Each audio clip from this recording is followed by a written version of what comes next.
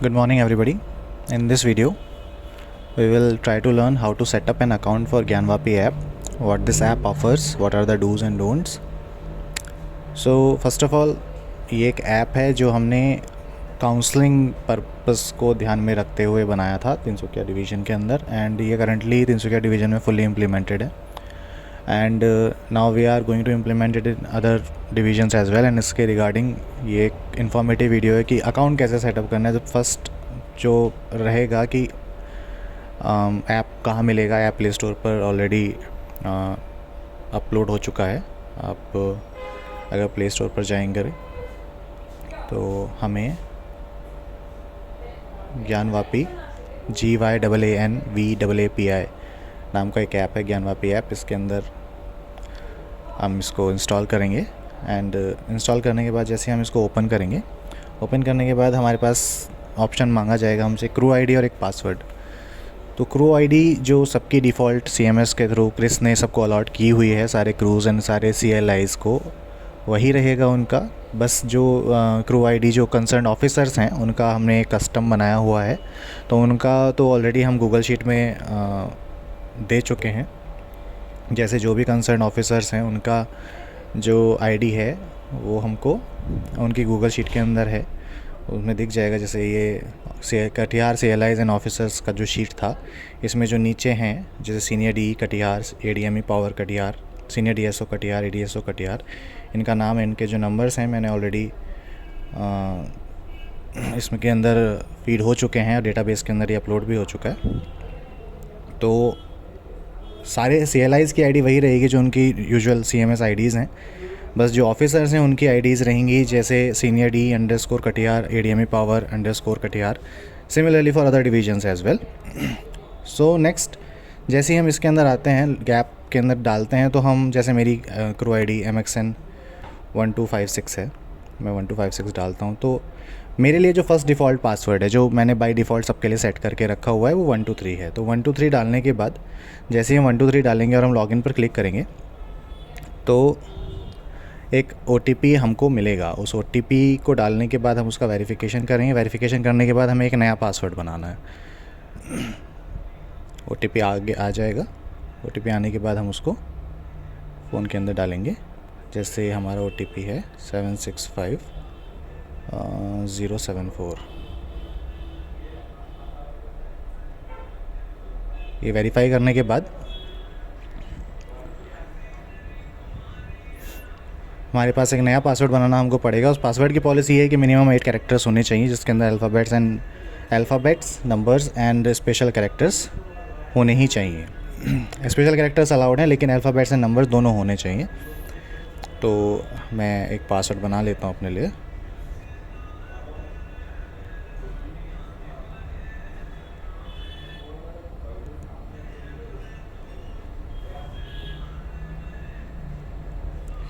जैसे मैं change password करूँगा मेरा इसके अंदर ऐप के अंदर लॉगिन हो जाएगा। लॉगिन होने के बाद जैसे आप लोग जब डाउनलोड करेंगे ऐप, आपको शुरू के 4 मॉड्यूल्स ही दिखेंगे। एक नीचे वाले 2 मॉड्यूल्स अभी अंडर डेवलपमेंट हैं, तो अभी वो प्ले स्टोर पर लॉन्च नहीं है, लेकिन ऊपर के जो हैं 4 QR scanner, study material, results, your results, ये 4 सेक्शन हमने फुली लॉन्च कर चुके हैं। और इसके अंदर क्या क्या कहाँ मिलेगा वो मैं अभी बता दूँगा आपको। प्लस इससे पहले मैं एक बात और बताना चाहता हूँ कि किसी की अगर क्रू आईडी नहीं है, या किसी का OTP नहीं आ रहा है, या किसी एडिशनल पर्सन की हमको आईडी की अगर रिक्वायरमेंट है, तो हम उसी जगह पर इसी लिंक के अंदर, जो लिंक है इसमें एक गूगल फॉर्म का एक हमने एक ऑप्शन रखा है, जिसमें हमारा जो भी है, मान लीजिए क्रू आईडी की एडिशन होनी है तो वो भी है, मॉडिफिकेशन होनी है, हो सकता है नंबर किसी और के पास चला गया हो, ट्रांसफ़र हो गया हो, कोई फ़ोन नंबर का मॉडिफिकेशन है, और कोई अगर अन्य इशू है, कोई भी अन्य इशू अगर आप फेस कर रहे हैं, तो उसके रिगार्डिंग एक फॉर्म फिलअप करके आप मुझे दे सकते हैं। हमारी टीम जितनी जल्दी हो सके उस 1 या 2 बिज़नेस डेज़ के अंदर उस चीज़ को रेक्टिफाई करके आप तक पहुँचने की कोशिश करेगी, जितनी जल्दी हो सके। ठीक है, तो इस फॉर्म को भर करके आप आईडी की डिमांड भी कर सकते हैं, और अपना जो फ़ोन नंबर है उसका एक चेंज रिक्वेस्ट भी रेज़ कर सकते हैं। ठीक है, उसके लिए आपको पर्सनली किसी को कांटेक्ट करने की ज़रूरत नहीं है। और जो शीट्स हैं, जितनी भी गूगल शीट्स हैं, वो सारी लॉबी इंचार्जेस के पास भी रहेंगी, किस क्रू का क्या नंबर हमने डेटाबेस के अंदर अपलोड किया हुआ है। बिकॉज हमने जितने भी फ़ोन नंबर्स लिए थे सब CMS से लिए थे, तो हो सकता है कि किसी का नंबर वहाँ पर गलत डला हुआ हो, तो उसको हमें रेक्टिफाई करने की नीड पड़े, बाद में पड़े, तो आप हमें गूगल फॉर्म के माध्यम से कॉन्टैक्ट कर सकते हैं। So I will come back to the app now. App में पहुंचने के बाद हमारे पास QR स्कैनर है, स्टडी मटेरियल, रिजल्ट्स हैं, योर रिजल्ट्स हैं। हम सबसे पहले स्टडी मटेरियल की बात करेंगे। स्टडी मटेरियल में जाने के लिए से पहले मैं एक बार एक हैमबर्गर मेन्यू में दिखा देता हूँ। जैसे ही आप ये हैमबर्गर मेन्यू खोलेंगे तो यहाँ पे आपका नाम, आपकी क्रो ID, आपकी डिवाइस, आपकी एंड्रॉयड ID, हमारे बारे में हमारा डिस्क्लेमर, हमारी privacy policy, everything is inside the app. आप हमें कैसे कांटेक्ट कर सकते हैं, हमारी प्राइवेसी पॉलिसी क्या है, हम क्या डेटा कलेक्ट करते हैं, क्यों करते हैं, उसका पूरा विवरण उसके अंदर रहेगा। नोटिफिकेशन टैब के अंदर नीचे में ये बेल आइकन जो है, इसमें आपको सारे लेटेस्ट लिंक्स मिल जाएंगे। जैसे क्रू ID मॉडिफिकेशन का जो गूगल फॉर्म वाला जो लिंक है वो हमने यहाँ से भी डाल रखा है, तो आप इसमें अगर CLI के माध्यम से या किसी और अपने मित्र के माध्यम से भी हमें कांटेक्ट करना चाहें, इस फॉर्म के थ्रू आप कांटेक्ट कर सकते हैं। हमारी ईमेल के भी इसके अंदर है, आप हमें ईमेल भी कर सकते हैं। तो जो भी रहेगा इसके अंदर हमको सब मिल जाएगा। तो नेक्स्ट हम स्टडी मटेरियल की बात करते हैं। स्टडी मटेरियल में हमारे पास अभी 3 मॉड्यूल्स हमने बना रखे हैं: static study material, dynamic study material and railway board and headquarter के गाइडलाइंस। स्टैटिक स्टडी मटेरियल के अंदर हमारे पास सिंपल जितने भी मैनुअल्स हैं, चाहे वो लोको ट्रबल शूटिंग से रिलेटेड हों या ट्रेन ऑपरेशन से रिलेटेड हों या कैरेज एंड वैगन्स या फिर OHE से रिलेटेड एंड मिसलेनियस मैनुअल, जो इसके अंदर जितने भी हैं, धीरे धीरे हम इसको बढ़ा रहे हैं, डाल रहे हैं। जैसे जैसे डेटा हमारी टीम के पास आता रहता है, हम इसके अंदर डालते रहते हैं। आपके पास भी अगर कुछ डेटा है तो आप बिल्कुल उसको अपने CLIs को दीजिए, हम तक पहुंचाने की उससे कोशिश कीजिए, और हम उसको इसके अंदर इनकलकेट करने की पूरी कोशिश करेंगे। तो जैसे ही आप इसको, जब हमारी इलेक्ट्रिक लोकोमोटिव मैनुअल्स हैं और हम किसी भी मैनुअल को खोलेंगे तो उस मैनुअल को खोलने के बाद उसकी एक PDF आपको सामने में दिख जाएगी।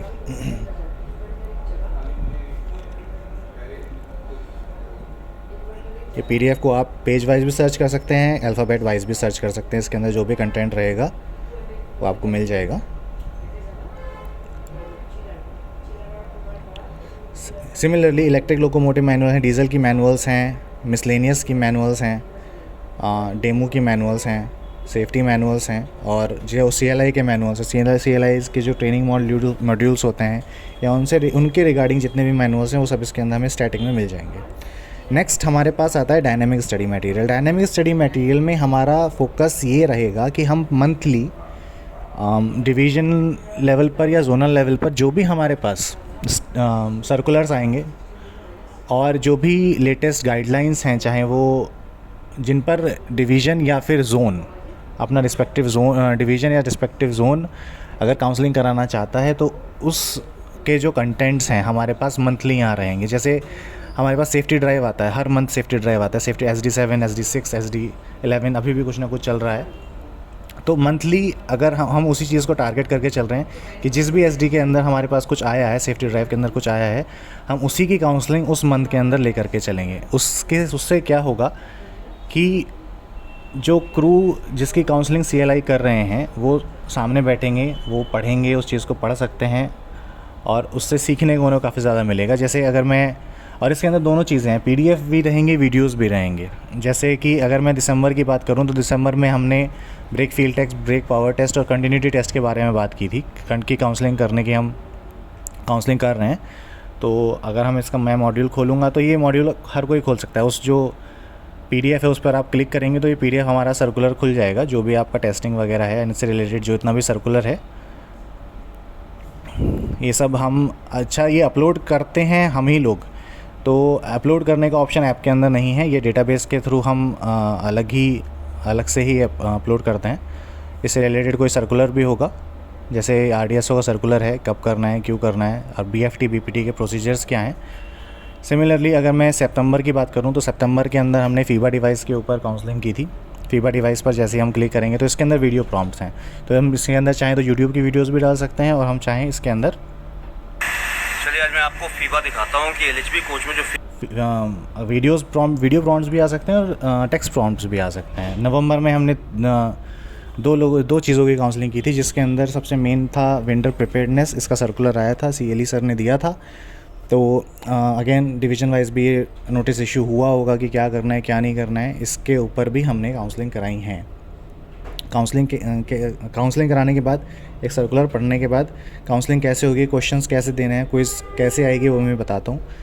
तो नेक्स्ट इसके बाद हमारे पास जो मॉड्यूल है वो रेलवे बोर्ड और हेडक्वार्टर की गाइडलाइंस का है। ये जो समय समय पर रेलवे बोर्ड हमें गाइडलाइंस देते हैं और उसके रिलेटेड जितने भी सर्कुलर्स हैं वो हमें रेलवे बोर्ड और हेडक्वार्टर के गाइडलाइंस के अंदर मिल जाएंगे। जैसे ये वाला क्लासिफिकेशन ऑफ एक्सीडेंट्स अभी हमने सिर्फ एक ही अपलोड किया है बिकॉज इसी की क्विज़ हमने डाली थी। इसके बाद हम धीरे धीरे एक एक करके हम इधर में बढ़ाते चले जाएंगे। जैसे क्लासिफिकेशन ऑफ एक्सीडेंट्स में क्लासिफिकेशन के एक्सीडेंट्स के कितने प्रकार हैं और उनका विवरण रहेगा। जैसे ये PDF हमारे सामने खुल गया, इसके अंदर भी हम एक वीडियो वगैरह कुछ भी जिस तरह से डालना चाहें वो डाल सकते हैं। नाउ नेक्स्ट थिंग इज़ कि क्विज़ कैसे स्टार्ट होगी। क्विज़ स्टार्ट होने के जो प्रोसीजर है वो ये है कि हमारे जो CLIs हैं और जो हमारे ऑफिसर्स हैं, काउंसलिंग CLIs एंड ऑफिसर्स करते हैं।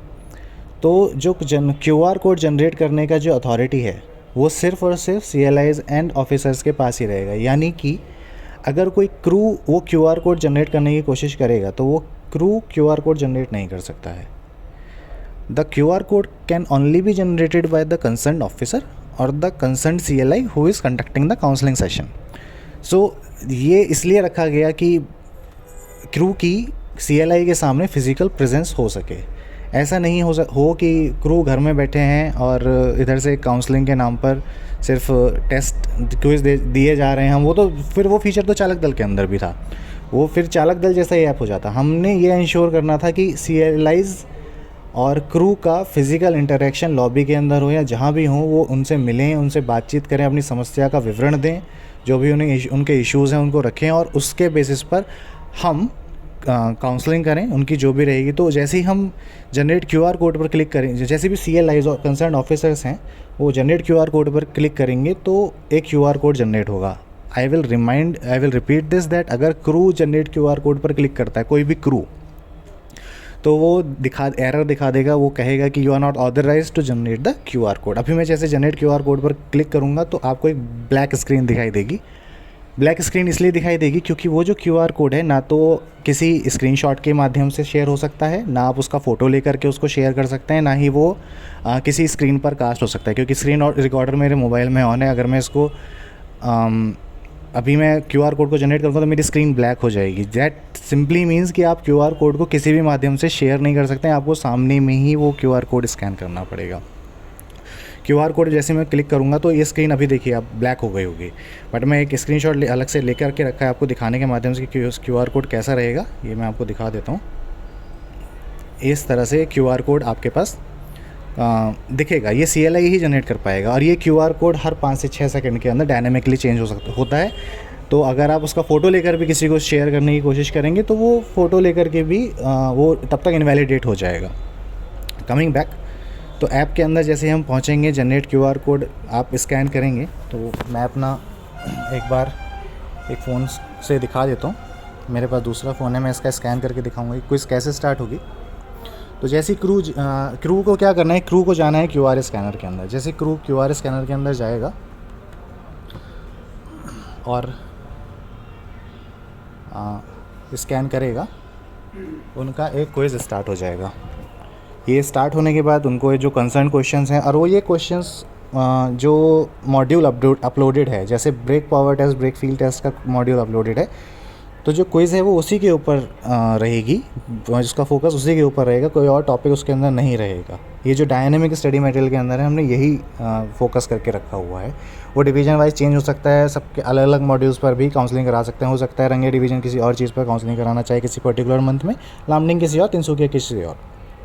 तो इसमें हमने पासिंग मार्क्स 80% रखे हुए हैं और एक जितने क्वेश्चंस हैं उतने मिनट का हमने इसके अंदर डायनेमिक टाइम रखा हुआ है। जो भी क्वेश्चंस आएंगे डुअल लिंगुअल हैं, आपके पास हिंदी और इंग्लिश दोनों में आएगा। और क्विज़ कंप्लीट होने के बाद हमारे पास इस तरह से एक रिज़ल्ट्स की शीट आ जाएगी। ये रिज़ल्ट्स की शीट आने के बाद जैसे हम रिटर्न टू होम जाएंगे तो रिज़ल्ट सेक्शन के अंदर जितने भी क्विज़ेज़ लोग दे रहे हैं, चाहे वो किसी भी डिवीज़न के हैं, वो सारे के सारे इसके अंदर हमें शो हो जाएंगे। और उसके अंदर क्रू आईडी, किसने क्विज़ दिया है वो, डेजिग्नेशन उसकी, उनके मॉड्यूल, किस मॉड्यूल पर क्विज़ दिया है, क्विज़ टेकर इंपॉर्टेंट है बिकॉज क्विज टेकर वो इंसान होगा जिसने QR कोड जनरेट किया है, यानी कि किसने काउंसलिंग कराई है वो भी पता चल जाएगा कि किस एलआई ने कितनी काउंसलिंग कराई हैं, किन टॉपिक्स पर काउंसलिंग कराई हैं, तो वो भी हमको पता चल जाएगा। पासिंग मार्क्स भी रहेंगे हमारे पास, हमको ये भी पता चलेगा कि किस क्षेत्र में हमें फोकस करने की ज़रूरत है, स्कोप ऑफ इम्प्रूवमेंट कहाँ है।